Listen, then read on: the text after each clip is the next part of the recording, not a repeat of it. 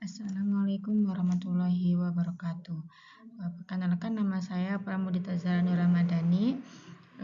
Di sini saya akan mempresentasikan tugas UTS Komputer dan Masyarakat. Oke, pertanyaan pertama yaitu bagaimana teknologi komputer dan internet telah mengubah cara belajar, bersosialisasi, atau bekerja? Apakah lebih banyak manfaat atau risiko bagi kehidupan mahasiswa? Sebelum masuk ke poin-poin, saya ingin sedikit menceritakan tentang pengalaman saya terkait teknologi. Jadi saya mengenal teknologi itu kelas 6 SD. Itu pun hanya YouTube sebagai media belajar, nonton, dan lain-lain.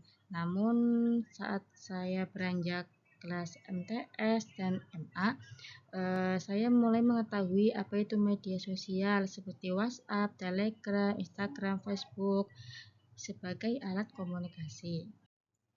Untuk poin yang pertama yaitu teknologi mengubah cara belajar. Yang pertama, lebih mudah mencari materi melalui YouTube, Google, jurnal online, dan AI. Yang kedua, proses belajar jadi lebih mudah melalui Google Classroom, Canva, dan Drive. Misal nih, ada dosen yang ingin mengirim atau mengirim tugas atau memberi materi kepada mahasiswa. Itu juga bisa menggunakan Google Classroom, Edlink, dan lain-lain. Yang ketiga, tugas kuliah bisa dikerjakan dan dikumpulkan secara digital. Selanjutnya, poin yang kedua yaitu teknologi mengubah cara bersosialisasi. Jadi, komunikasi sekarang itu jauh lebih mudah dengan adanya WhatsApp, Telegram, Instagram, dan lain-lain. Tanpa bertemu pun, kita masih tetap bisa berkomunikasi. Misal nih, kita kerja kelompok, tapi rumah teman kita jauh. Nah, kita bisa melakukan komunikasi dengan WA, WhatsApp, VC, dan lain-lain. Selanjutnya, poin yang ketiga yaitu teknologi mengubah cara bekerja. Karena saya belum merasakan dunia pekerjaan, mungkin di era sekarang ini pekerjaan bisa dilakukan secara online, seperti mendesain, seminar, content creator, toko online, dan lain-lain. Selain itu, peluang pekerja online itu banyak dan terbuka luas. Adapun manfaat teknologi bagi mahasiswa, yang pertama yaitu akses belajar jadi lebih mudah, mempermudah komunikasi, kerja.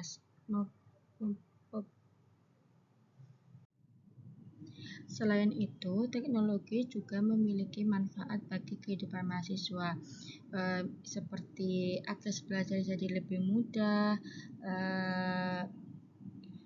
mempermudah komunikasi dan kerjasama antar kelompok, dan membuka peluang pekerjaan baru.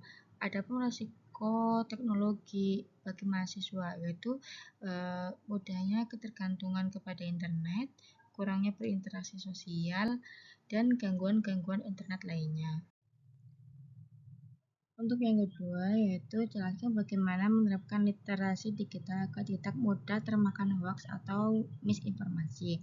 Jadi untuk menerapkan literasi digital agar tidak termakan hoax, yaitu yang pertama pastikan informasi tersebut benar. Yang kedua mengecek informasi dari akun resmi. Yang ketiga bandingkan informasi dari sumber satu ke sumber lainnya. Jadi sebelum kalian mengklaim bahwa informasi tersebut hoax, lebih baik kalian mengecek terlebih dahulu dari sumber satu ke sumber lainnya. Yang keempat yaitu membaca lengkap berita.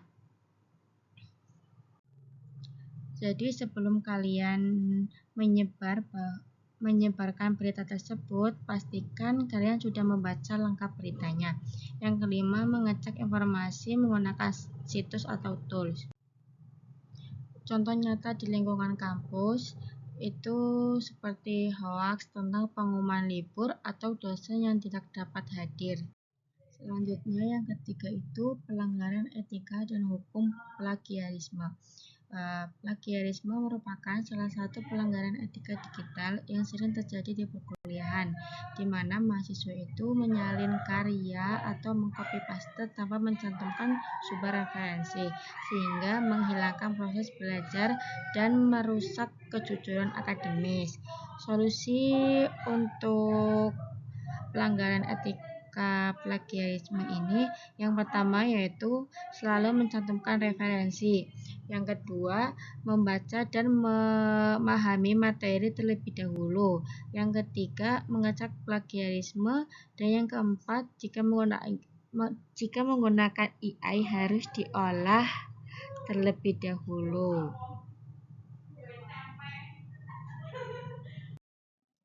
Pertanyaan keempat, dalam percakapan daring, apakah mahasiswa menggunakan emoji, singkatan, atau meme dalam memperkaya budaya digital atau justru menurunkan kemampuan bahasa formal dan akademik? Jadi, dalam kasus ini penggunaan emoji, singkatan, dan meme dapat menurunkan kemampuan mahasiswa dalam berbahasa formal karena gaya komunikasi yang santai akan terbawa ke dalam penulisan akademik. Contohnya seperti mahasiswa yang sudah terbiasa menggunakan kata PTW dalam percakapan, tanpa sadar juga menulis kata tersebut dalam laporan perkuliahan, sehingga menunjukkan bahwa gaya bahasa informal dapat terbawa ke dalam penulisan akademik. Pertanyaan nomor 5, apakah teknologi seperti Google Classroom, ChatGPT, dan YouTube ini dapat membantu atau justru menghambat pembelajaran? Jadi, dijelaskan bahwa teknologi seperti Google Classroom, ChatGPT, YouTube itu dapat membantu dan mempermudahkan mahasiswa untuk mencari materi, mengerjakan tugas, serta memahami penjelasan yang kurang jelas. Namun, penggunaan teknologi yang berlebihan itu juga tidak baik dan membuat seseorang jadi ketergantungan dan kurang mendalami materi. Oleh karena itu, teknologi tetap perlu digunakan secara bijak agar benar-benar membantu proses belajar. Yang keenam, jelaskan bagaimana menjaga etika dan tanggung jawab digital saat menggunakan media sosial, terutama dalam mengunggah, mengomentari, atau berbagi konten. Jadi, dalam mengunggah, mengomentari, dan berbagi konten, kita harus tetap menjaga etika dan tanggung jawab, karena takut menyinggung pihak lain dan sumber kontennya juga harus benar.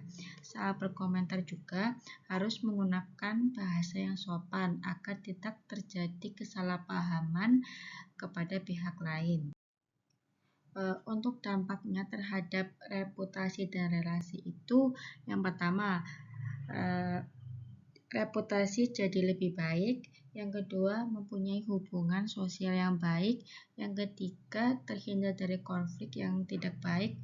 Dan yang keempat, lingkungan pertemanan menjadi nyaman.